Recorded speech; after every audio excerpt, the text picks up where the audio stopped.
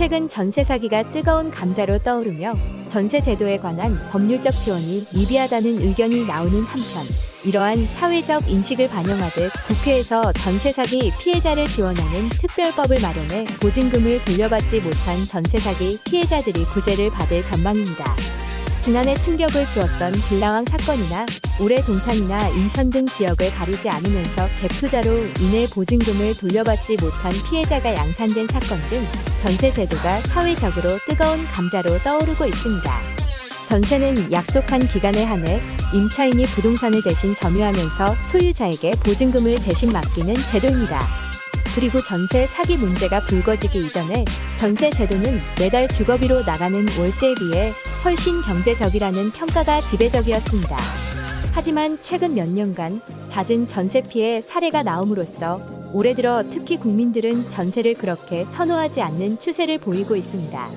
경제말렙 황한솔 리서치 연구원은 지난 5월 24일 전세 사기 영향으로 비아파트에 전세 기피 현상이 생겨나면서 갭 투자도 사라지고 매매 거래량도 얼어붙었다고 전했습니다. 실제로 경제만렙에 따르면 올해 1월부터 4월까지 전세 사기 여파로 비아파트 전세 거래량이 36,278건으로 관련 통계를 작성하기 시작한 2011년 이후 가장 적은 수치를 기록한 것으로 알려졌습니다. 게다가 올해 전국 부동산 시장에는 역전세가 예상되어 수많은 세입자가 보증금을 돌려받지 못하는 불상사가 예견되는 등 어두운 전세 시장을 바라보는 시각이 지배적입니다. 하지만 국회가 전세 사기 피해자를 금전적으로 지원하는 특별법을 내놓으면서 이러한 전세 제도에 대한 회의감을 반전시킬 수 있을지 주목되고 있습니다.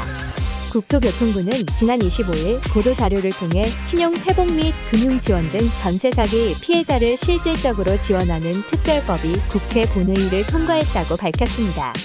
이는 지난 4월 27일 피해자의 주거 안정을 도모하는 취지의 전세 사기 특별법안이 발의된 이후 5월 25일 여야의 수정 제정안이 본회의를 통과하여 사기 피해를 입은 임차인으로 하여금 피해 신청을 받도록 한 것입니다.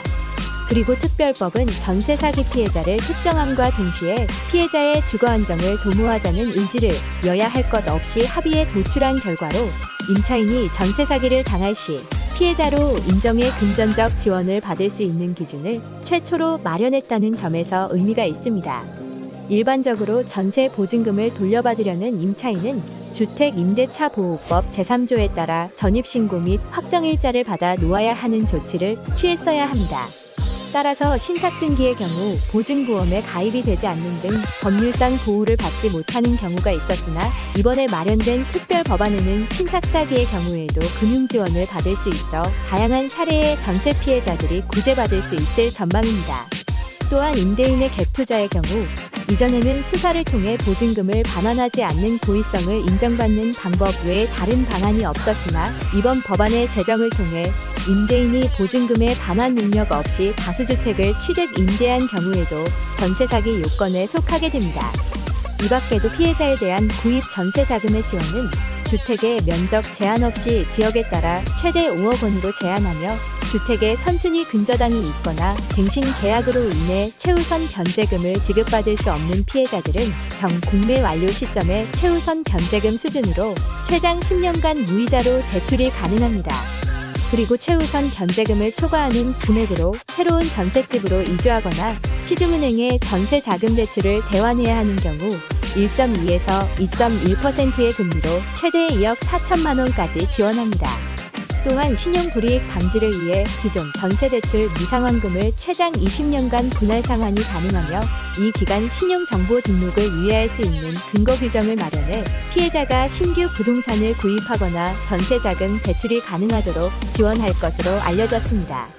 전세사기 특별법에 더 자세히 알고 싶으시다면 설명란에 있는 국토교통부 네이버 블로그 URL을 확인해 보시기 바랍니다. 지금까지 머리뉴스였습니다.